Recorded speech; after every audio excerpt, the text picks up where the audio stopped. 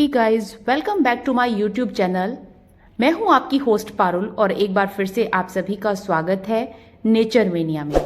दोस्तों, मैंने आप लोगों से कई बार कटिंग की वीडियोस शेयर की हैं, लेकिन बार बार मेरे पास बहुत तरह की क्वेरीज आती हैं कटिंग्स को लेकर कि हमारी कटिंग्स जो है वो नहीं चल रही हैं। कुछ की कटिंग्स चलकर दोबारा से सूख जाती है, कई बार कटिंग तैयार भी हो जाती है लेकिन रीपॉटिंग के दौरान उनकी कटिंग जो है वो खराब हो जाती है। तो आज हम इन सभी क्वेश्चंस को, इन सब क्वेरीज को इस वीडियो में शेयर करने वाले हैं। तो चलिए शुरू करते हैं आज की इस वीडियो को बिना देरी किए हुए। और वीडियो को आप जो है स्किप करके मत देखें, नहीं तो आप इसके जो मेन बातें हैं, जो मेन टिप्स जो हैं कटिंग को लगाने की, वो सब आप लोग मिस कर जाएंगे। तो इसे हमने 3 पार्ट्स में डिवाइड किया है वीडियो को। पार्ट 1 में हम ये जानेंगे कि कटिंग ग्रो नहीं होती है, उसका क्या रीजन है। दूसरे पार्ट में कटिंग सूख क्यों जाती है। तीसरे पार्ट में हम लेंगे कटिंग तैयार हो जाती है लेकिन रीपॉट करते टाइम पर खराब हो जाती है। तो चलिए शुरू करते हैं। पार्ट 1, कटिंग ग्रो नहीं होती है, इसके पीछे का रीजन क्या है। सबसे पहले अगर आप गार्डनिंग में न्यू हैं तो आपको सबसे पहले कटिंग की जो साइज और शेप है उसका पता होना बहुत ज्यादा जरूरी है। कटिंग की मोटाई जो है वो उंगली जितनी शेप की होनी चाहिए कम से कम, और लंबाई 8 से 10 इंच जरूर होनी चाहिए। छोटी छोटी कटिंग चल जाती हैं किसी किसी पौधे की, लेकिन हर एक प्लांट की नहीं चलती है। अगर आप गुलाब की कटिंग लगा रहे हैं, गुड़हल की कटिंग लगा रहे हैं या फिर बोगनविलिया की कटिंग लगा रहे हैं तो उसके लिए आपको यही फॉर्मूला अपनाना होगा। 8 से 10 इंच लंबी कटिंग लेनी है और उंगली जितनी शेप की मोटाई भी उसकी होनी ही होनी चाहिए। रिपॉटिंग एजेंट का यूज आपको अगर आप नहीं करते हैं तो उसके रीजन से भी आपकी कटिंग जो है वो नहीं चलती है। क्योंकि अगर आप गार्डनिंग में बिल्कुल जीनियस हैं तो आप किसी भी तरीके से कटिंग को ग्रो कर लेते हैं, लेकिन अगर आप कटिंग को बार बार लगा रहे हैं और बार बार फेल हो रहे हैं तो आपको इसके जो रूटिंग एजेंट होता है ना उसका यूज जरूर करना चाहिए। रूटिंग एजेंट में बहुत सारी चीजें आ जाती हैं, जैसे कि एलोवेरा जेल, हल्दी पाउडर, वुडन ऐश का भी आप इसकी मिट्टी में यूज कर सकते हैं और दालचीनी के पाउडर का यूज कर सकते हैं। और भी मार्केट में बहुत सारे ऐसे फंजीसाइड पाउडर्स आते हैं जिन्हें आप as a routing agent use कर सकते हैं। अगर गर्मी में आपने कटिंग लगाई है तो आप उसके निचले हिस्से पर टिश्यू पेपर लगाएं और ऊपर वाले हिस्से पर भी आपको कुछ ना कुछ लगाना चाहिए अगर आप गर्मी में लगा रहे हैं तो, क्योंकि नमी बनाए रखना बहुत ज्यादा जरूरी होता है। तीसरा आ जाता है कि आपको गहराई जो है 8 से 10 इंच की जो लंबाई है वो लेनी है। ये तो मैं आपको पहले ही बता चुकी हूँ। सॉइल मीडियम आपको किसी भी कटिंग को लगाने के लिए किस तरह का रखना है ये भी जान लेते हैं। ये सब चीजें लिखकर रखने की होती हैं। जब भी हम कटिंग लगाएं तो हमें यही वाले रूल्स को फॉलो करना है, क्योंकि जैसे हमारी लाइफ में रूल्स जो हैं वो बहुत ज्यादा मैटर करते हैं, इसी तरीके से गार्डनिंग में भी बहुत सारे रूल्स होते हैं जो कि आपकी गार्डनिंग में आपको जीनियस बना सकते हैं। तो सॉइल मिक्स कैसा होना चाहिए, सैंड होनी चाहिए कम से कम, उसमें 40 या 50% आप सैंड का यूज जरूर करें।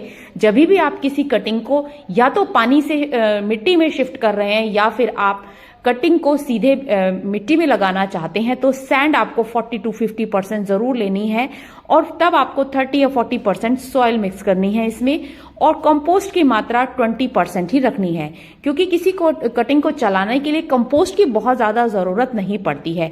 यही इसका एक आइडियल सॉइल मिक्स होता है। अगर आप इस तरह का सॉइल मिक्स रखते हैं तो आपकी कटिंग कहीं जाने वाली नहीं है। आप इसकी मिट्टी में थोड़ी सी हल्दी आधा चम्मच के करीब पहले ही मिक्स कर दें, या फिर आप वुडन ऐश यानी कि राख का यूज कर सकते हैं, लकड़ी की राख का, तो उससे भी आपकी कटिंग के मरने के चांसेस बहुत ही कम हो जाते हैं। सेकंड आ जाता है आपका कटिंग सूख क्यों जाती है। तो इसके भी जो है, इसका जो मेन पार्ट है सूखने का, सबसे बड़ा कारण होता है इसको आप धूप में रख देते हैं या फिर आती जाती धूप इस पर पड़ जाती है। अगर आती जाती धूप भी आपकी कटिंग पर पड़ गई तो आपकी कटिंग सूख जाएगी। कटिंग को बिल्कुल भी धूप की जरूरत नहीं होती। हाँ, आप इसको ओपन एरिया में जरूर रख सकते हैं, लेकिन ऐसे एरिया पे रखिए जिसमें कि धूप आपको पता है कि यहाँ पर नहीं आएगी, या फिर आप बहुत सारे पौधों के नीचे छाया में आप उसको रख सकते हैं, लेकिन आपको इसे धूप में बिल्कुल भी नहीं रखना है। ये इसका मेन पार्ट है। और बराबर पानी का ध्यान आपको इसमें रखना होगा। जब भी आप कटिंग को लगाते हैं तो पानी जो है आपको टाइम पर देना होता है। पानी की इसकी जो मिट्टी जो है ना वो सूखनी नहीं चाहिए, आपको पानी इसमें बराबर नहीं देते रहना है और मिट्टी को ड्राई नहीं होने देना है। पानी देने का तरीका भी मैं आपको बता देती हूँ। जैसे पौधे के ऊपर पानी आपको नहीं डालना है, चाहे आप स्प्रे बॉटल का यूज करें या फिर आप किसी पाइप का यूज कर रहे हैं या मग से पानी दे रहे हैं, तो आपको पानी सीधे मिट्टी में डालना है। कटिंग के ऊपर से आपको पानी बिल्कुल भी नहीं डालना है। अगर आपने कटिंग के ऊपर से गीला किया तो कटिंग आपकी नहीं चलेगी। ये भी रीजन होता है कटिंग के सूखने का। नीचे मिट्टी में ही आपको पानी देना है और मिट्टी में हमेशा नमी बनाए रखनी है और बहुत ज्यादा एक्सेस में पानी नहीं करना है। कटिंग को अगर आप ढककर रखते हैं तो आपकी कटिंग के 101% चांसेस होते हैं कि वो कहीं जाने वाली नहीं है। मैंने अपनी गुड़हल की कटिंग को आप लोगों से पहले भी शेयर किया था और अपनी शॉर्ट वीडियो में भी मैंने अपनी गुड़हल की कटिंग आप लोगों से शेयर की थी, जो कि अब बहुत अच्छी पनप भी गई है और मैं आप लोगों को दिखा देती हूँ कि उसकी कटिंग किस तरह की हो गई है। उसमें से अगर ढेर सारे पत्ते जब उसमें से निकल जाएं तब आपको जो है ऊपर से उसको जो है ढक्कन हटाना है। ढक्कन मीन्स आप किसी पॉली बैग से भी ढक सकते हैं। अगर आपने किसी बॉटल को काटकर लगाया है तो आधा हिस्सा उसका ऊपर से ढक दीजिए, आधा हिस्सा नीचे रखिए, तब आपकी कटिंग जो है कम से कम 40 से 45 दिन आपकी एक कटिंग को सरवाइव होने में लगते हैं। ये टाइम आप नोट करके रखिएगा। अगर आप इससे पहले ही ढक्कन को हटा देंगे तो आपको जो है कटिंग आपकी सही से चलने वाली नहीं है। आपको हटाना तो पड़ेगा बीच बीच में जब आपको उसमें पानी देना है तो। अच्छा, अगर आप किसी ढक्कन से या किसी पॉली बैग से अपनी कटिंग को ढककर रखते हैं तो उसके भी 3 फायदे होते हैं। पहला तो आपको पानी बार बार देना नहीं पड़ता है, उसमें नमी बनी रहती है। दूसरा, फंगस लगने के चांसेस नहीं होते हैं आपकी कटिंग में। और तीसरा, आपकी कटिंग बार बार हिलती नहीं है। अगर किसी आंधी तूफान की वजह से या किसी बिल्ली ने या चूहे ने या फिर किसी भी और पक्षी ने आपकी कटिंग को हिला दिया तो आपकी कटिंग में मिट्टी में जो है एयर बबल चले जाएंगे और उसकी वजह से आपकी कटिंग में रूट्स जो है डेवलप नहीं हो पाएंगी।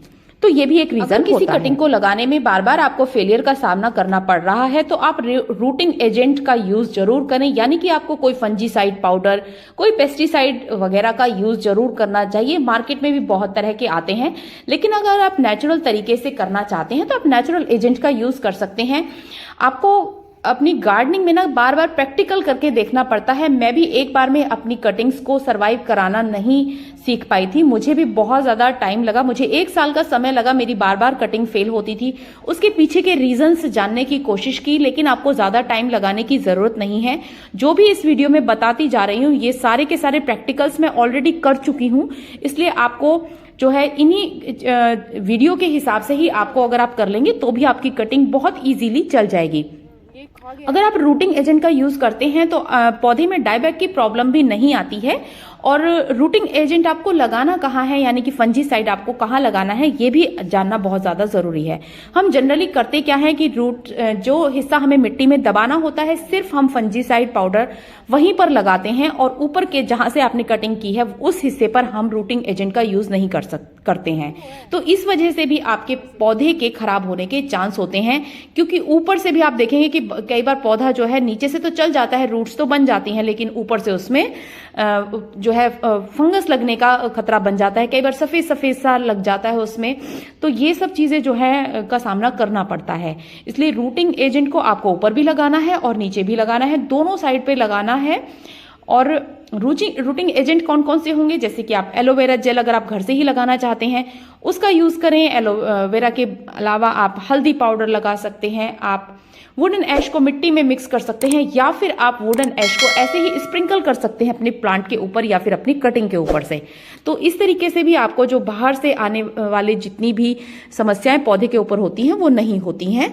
आप किसी भी पौधे को लगाने के लिए अगर आपको बेस्ट रिजल्ट्स चाहिए तो आप पहले उसे एलोवेरा जेल में डिप करें, फिर उसे आप दालचीनी उसके ऊपर चिपका दें, फिर आपको उसे पौधे को लगाना है। ढके हुए प्लांट को जब तक नहीं हटाना है तब तक उसमें से 4, 5 या 5-6 पत्तियां नजर ना आने लग जाएं। मेरे हिबिस्कस की कटिंग को जो है मैंने ढककर ही बना किया था। देखिए कितनी अच्छी से इसमें से लीव्स निकल आई हैं। और अब इसे मैं किसी बड़े गमले में शिफ्ट करने वाली हूँ।